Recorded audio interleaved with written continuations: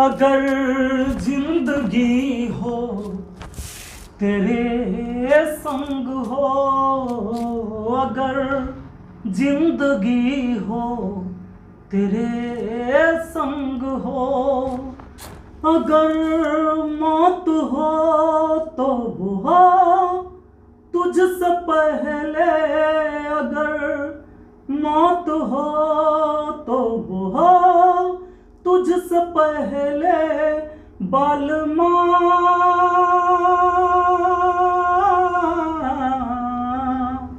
बालमा। हेलो दोस्तों, आप सभी का स्वागत है आपके अपने YouTube चैनल मैथ मस्ती पर। दोस्तों मैं हूं विपिन यादव और आज के इस वीडियो में हम चक्रवृद्धि ब्याज के किस्त वाले सवाल को बनाने वाले हैं और खतरनाक ट्रिक से। एक वीडियो इससे पहले आपने देखा था जो वायरल हुआ था, जिसका 4.3 मिलियन व्यू हुआ है और लगभग एक साल में ही। तो उसमें कुछ चीजें ऐसे थे जो कुछ स्टूडेंट को कंफ्यूजन था, लेकिन आज इस वीडियो में वो भी कंफ्यूजन खत्म होने वाला है। तो चलिए शुरू करते हैं, क्योंकि आज हम कॉन्सेप्ट से भी बताएंगे और ट्रिक भी बताएंगे। आप एग्जाम में ट्रिक से करेंगे, लेकिन नॉलेज के लिए कॉन्सेप्ट होना जरूरी है। तो आइए, सबसे पहले यहां पर सवाल है कि 5040 रुपए 10% वार्षिक संयोजित चक्रवृद्धि ब्याज पर उधार लिए गए, उन्हें 2 वर्ष में 2 बराबर वार्षिक किस्त में वापस कर दिया गया। तदनुसार प्रत्येक किस्त की राशि कितनी थी? 5040 रुपया कर्ज लिया 10% के दर से और 2 साल में 2 बराबर किस्त में लौटाना है, ठीक है? तो कितना प्रत्येक किस्त में देना पड़ेगा? क्या हो सकता है कभी पूरा किस्त दे देगा कि प्रत्येक किस्त में इतना देना है? तो कर्ज कितना लिया गया था ये बताइए, ठीक बात है? अच्छा सुनिए, पिछले में कॉन्सेप्ट से यानी हम उसका बेसिक प्रोसेस से नहीं बताए थे। हम चाहते हैं इस वीडियो में पहले हम बेसिक कॉन्सेप्ट आपको बता दें और फिर ट्रिक्स तो ऐसा है भैया कि सीधे सवाल का जवाब हो जाएगा, तब भागिएगा नहीं केवल। लेकिन पहले कॉन्सेप्ट आपको समझा देते हैं। दोस्तों, जब किस्त वाला सवाल होता है ना, तो जो भी कर्ज लिया जाता है उसको यहां लिखना है और प्रत्येक किस्त का मान, प्रत्येक किस्त यानी किस्त यहां, यह फॉर्मूला हम आपको बता देते हैं। और यहां क्या लिखना है सो सुनिए। जैसे 10% यहां रेट रहेगा, 10% का मान 1/10, इसको जोड़ लीजिएगा 11/10, ठीक है? इसको उलट के लिखिएगा 10/11, पहला बार लिखिएगा पावर 1, 2 बार में चुकाना है 2 वर्ष में, तो ये काम 2 बार करिएगा 10/11 और यहां पावर 1 दिए थे, यहां 2। अगर 3 बार में रहता तो फिर 10/11 आप पावर 3 देते, ऐसे काम चलता। लेकिन 2 बार में ही चुकाना है तो बस कैसे जाएंगे? 10% का वैल्यू 1/10, इसको जोड़ दिए 11/10, ये फॉर्मूला है इसका बनाने का। इसको उलट के लिखे 10/11 पावर 1 प्लस 10/11 पावर 2। अब देखिए, अब ये मूलधन जो कर्ज आपने लिया वो है 5040 रुपया, ठीक बात है? प्रत्येक किस्त का मान हम मान लेते हैं जो निकालना है। अब यहां पर दोस्तों हम 10/11 इसमें कॉमन ले सकते हैं। चलिए 10/11 कॉमन ले लिए, तो इससे इसमें भाग लगा तो एक बार में खत्म, प्लस इससे इसको भाग दिए तो ये 2 बार है, एक बार बच जाएगा 10/11, यही बात ना? अब ये 5040, अरे भाई 5040, अच्छा ये काट देते यहीं पर 0 से 0, हमारा बच जाता है ये 504, ठीक है? अब भाग वाला 11 इधर आके गुना में 11 बराबर उधर बच जाता है x, और इसमें आता है 11 एकाई 11 10 21/11। दोस्तों 21 से इसको काट दें, 21 दूना 42, 21 चौके 84। अब इसको गुना कर दें हम तो 2 4 हटा के 2 4 सटा के 24 गुने 11 इतना हो गया। फिर इस 11 से गुना करना है बराबर x। दोस्तों अब क्या करना है, अब आपको इन दोनों को हटा के लिखना है, तो इन दोनों को हटा के लिखिएगा, 2 4 को हटा के और फिर 6 4 10 हासिल 1 6 2 8 1 9, ये 2904 हो गया प्रत्येक किस्त का मान। ये प्रत्येक किस्त का मान 2904, हमारा आंसर हो जाएगा ऑप्शन सी। तो ये है कॉन्सेप्ट, ठीक है?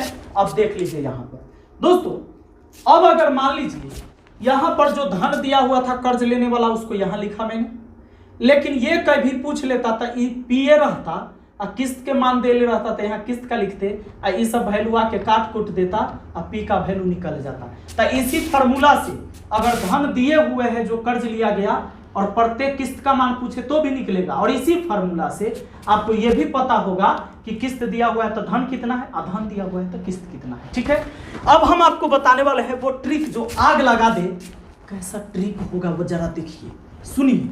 सबसे पहले आपको ट्रिक क्या है कि जो रेट देगा ना उस रेट को लिखना है। 10% का मान कितना, 1/10। इसको जोड़ लीजिए, इसका योग निकाल लीजिए।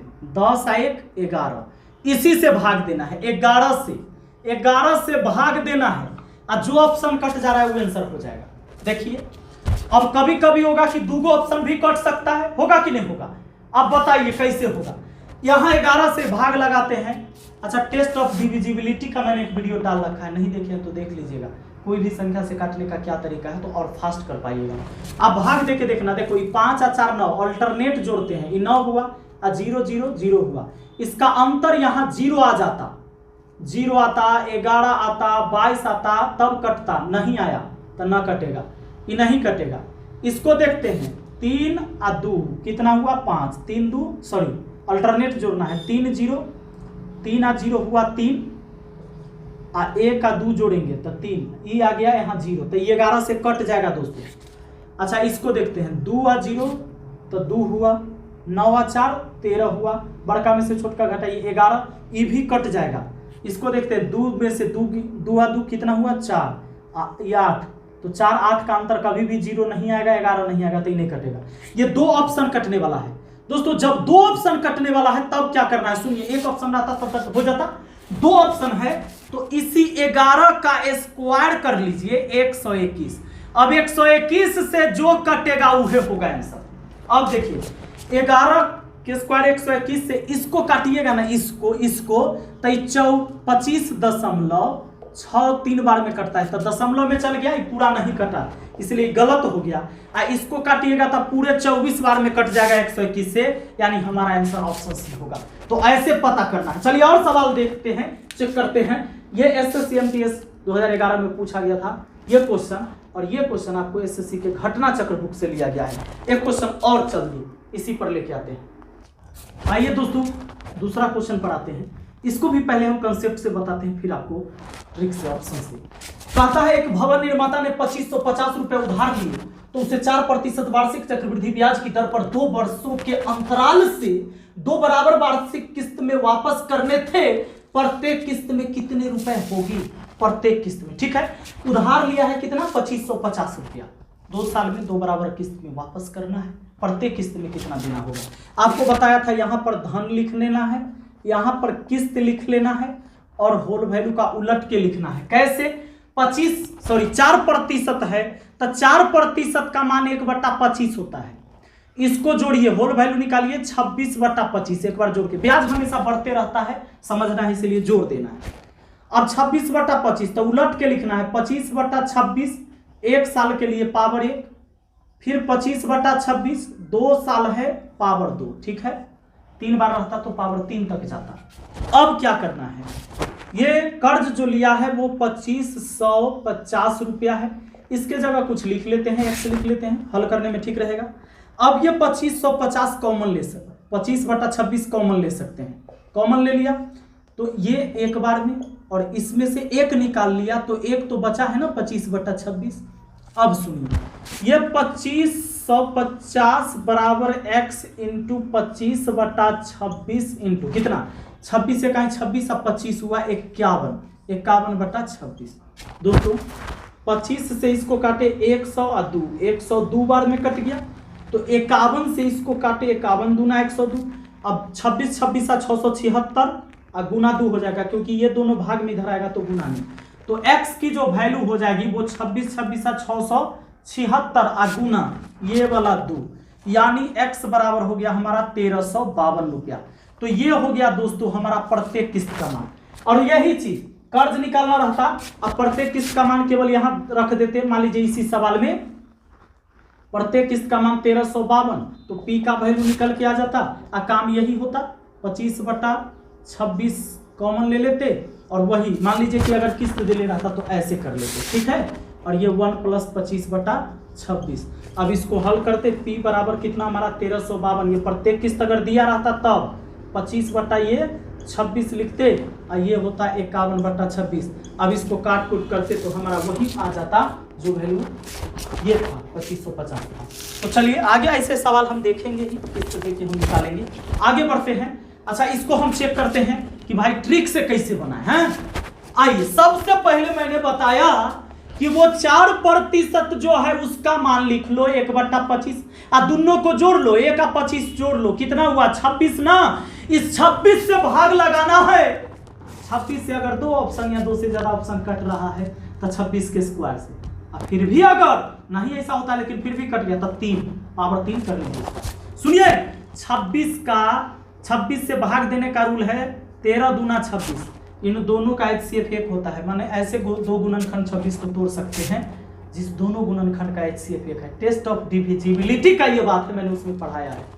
तो जो संख्या 13 और 2 से कटेगा वही संख्या 26 से कटेगा। तो बताइए 2 से कटने वाला इसमें से कोई नहीं है, इसमें से कोई नहीं है। एक ऑप्शन है जो 2 से कटेगा तो 13 से भी कटेगा, 13 और फिर 13 चौका 52 104 बात खत्म है।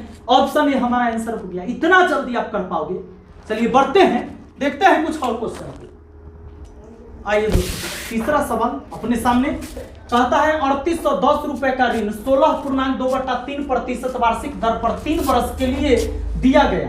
यदि इस ऋण को 3 किस्त में चुकाना हो तो प्रत्येक किस्त का मान कितना होगा। ठीक बात है।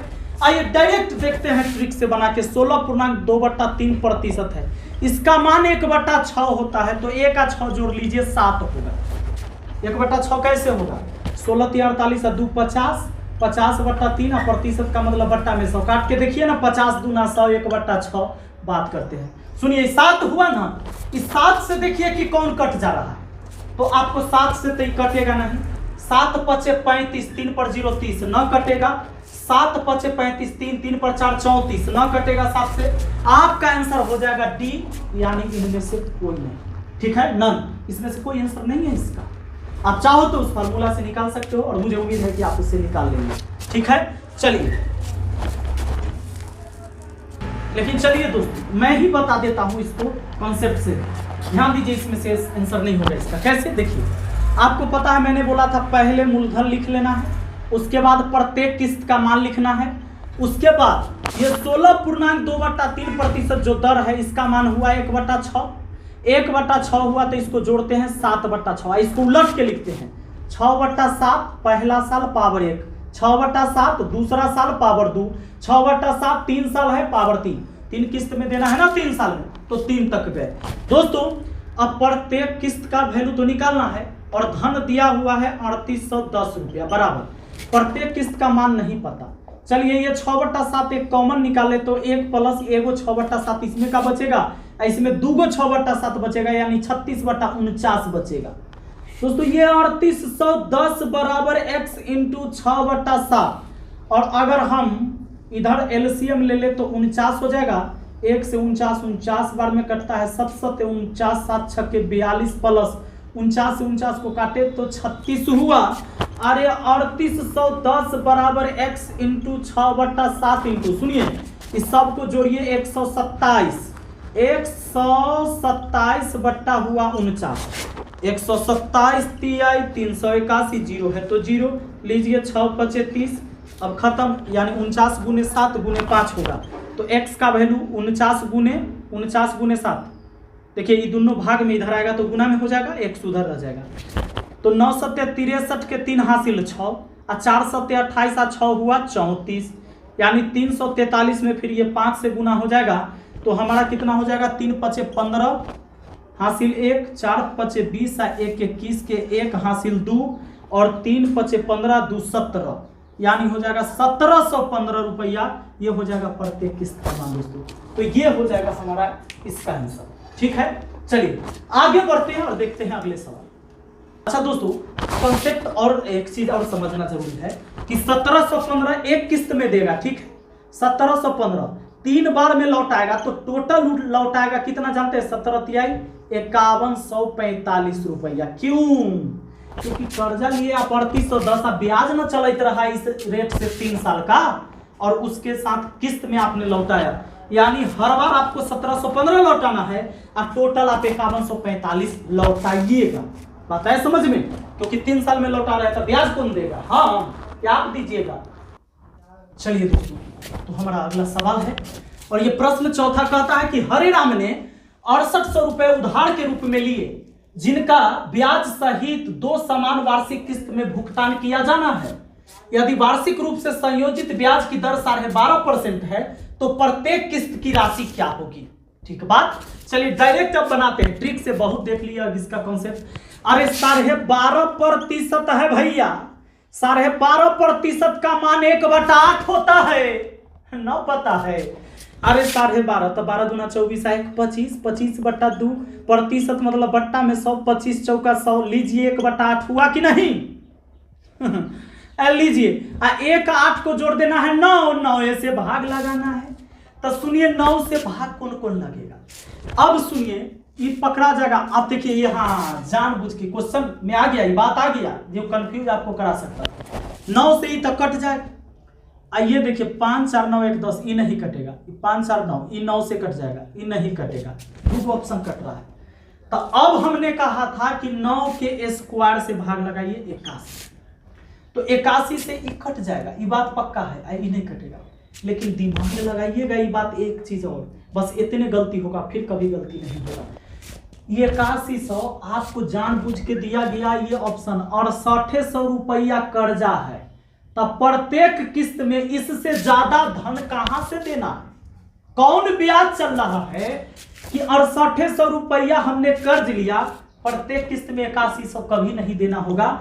इसको काट दीजिए, ये गलत है। अब होगा तो केवल यही आंसर होगा, ये 4050 रुपया होगा। ठीक है, अब ये नहीं कहिएगा आप तो बोले थे कि जब वर्ग से भाग देंगे 2 को कटेगा, तो हाँ करेंगे, लेकिन जब दोनों छोटा रहेगा तब देखिएगा। एक जो है कर्ज से भी ज्यादा है किस्त के मान, तो ये जानबूझ के ऐसा दिया हुआ है, ये गलत है। ठीक है, आपका आंसर ऑप्शन सी है, आपको प्रोसेस पता है, आप इससे बनाकर देखिए। ठीक, आइए बढ़ते हैं अगले सवाल। आइए दोस्तों देखते हैं अगला सवाल, 5वां। कोई धन उधार लेकर 441 रुपए के 2 बराबर किस्त में चुकता किया गया। यदि चक्रवृद्धि ब्याज की दर 5% हो तो कितना धन उधार लिया गया है? देखिए एक बात बताइए, इस बार किस्त का मान दिया हुआ है, कितना धन उधार लिया गया था ये निकालना है। हमने आपको फॉर्मूला पहले बता रखा है, उस पर किस्त का भी मान निकलेगा और उधार लिया गया धन भी निकल जाएगा। क्या करना है हमें? अच्छा, इस बार कोई ऑप्शन से चेक नहीं करना है, प्रत्येक किस्त का मान निकालना रहेगा तो ऑप्शन से चेक करना है। सुनिए, आपको मैंने बोला था ये मूलधन लिख लेना है, प्रत्येक किस्त का मान लिखना है। तो प्रत्येक किस्त दिया हुआ है हमारा 441, लिख दिया मैंने 441, और ब्रैकेट के अंदर क्या बोला था कि 5% है रेट, तो 5% का मान 1/20 जोड़ लो 21/20, इसको उलट के लिख लो 20/21, पहला साल पावर 1, 20/21 दूसरा साल पावर 2, बस लीजिए। अरे P बराबर 441 गुना एगो 20/21 बाहर ले लेते हैं कॉमन, भाग लग गया तो ये 1 बचा, ये 20/21 बचा। लीजिए लीजिए लीजिए 441 गुना 20/21, ये कैसे का ये कैसा 20 41/21 हुआ, 121 गुने 121, ये हो गया 441, 441 से 441 कट गया, 21 21 है 441, 21 के स्क्वायर होता है। तो P बराबर हमारा 20 गुने 41, 41 दूना 82, 10, 820 रुपया कर्जा लिया गया था, यानी उधार लिया गया था। दोस्तों मुझे उम्मीद है कि आपको बहुत अच्छा से ये वीडियो समझ में आया है, तो लाइक कर दीजिए, क्योंकि बहुत मेहनत से ये वीडियो बनाया गया है और बनाया जाता है। दोस्तों एक तो पूरा क्वेश्चन लिखते हैं, यहाँ पर जो लिखते हैं उसको कट करते हैं ताकि आपका टाइम बर्बाद ना हो, बहुत मेहनत के साथ वीडियो बनाते हैं। सच में आपके दिल को छुआ तो लाइक जरूर करिएगा, इससे क्या होगा कि हमारे अंदर हौसला बढ़ेगा और फिर हम आपके लिए वीडियो बनाएंगे। आपका पैसा नहीं लगेगा, हमें पता है कि हो सकता है आप इसे छोड़ के जा सकते हैं, कोई दिक्कत नहीं, हमको थोड़े ना देखे आता है कि कौन लाइक किया कौन नहीं किया, लेकिन हाँ आपके जब कमेंट पढ़ते हैं तो पता होता है कि भाई ये हमसे लगातार जुड़े हुए रहते हैं और सपोर्ट करते हैं। जरूर करिए, और नए हैं तो चैनल सब्सक्राइब कर लीजिए। अगर आपको पूरा पेड कोर्स चाहिए मेरा, तो आपको धुरीना ऐप पर मिल जाएगा, वहाँ पर अवेलेबल है, टेस्ट भी अवेलेबल है। टेस्ट तो सबके लिए फ्री है, यहाँ पर पढ़ते यहाँ से भी टेस्ट जाकर फ्री दे सकते हैं। नीचे डिस्क्रिप्शन बॉक्स में लिंक दिया हुआ है, अगर आपको वहाँ पर एडमिशन लेना है, आपको कोर्स खरीदना है तो आप जाकर देख सकते हैं, और बहुत एकदम सस्ते फी में आपको कोर्स अवेलेबल है, सबसे सस्ता हमारा ही कोर्स होता है दोस्तों। हाँ, जिसको जरूरत होगा, जिनको चाहिए वही जाइएगा। मैं यूट्यूब पर भी पढ़ाता हूँ, धोरीना पर भी पढ़ाता हूँ। मिलते हैं अगले वीडियो में। Thank you, best of luck. बिना लाइक किए नहीं जाइएगा। Thank you.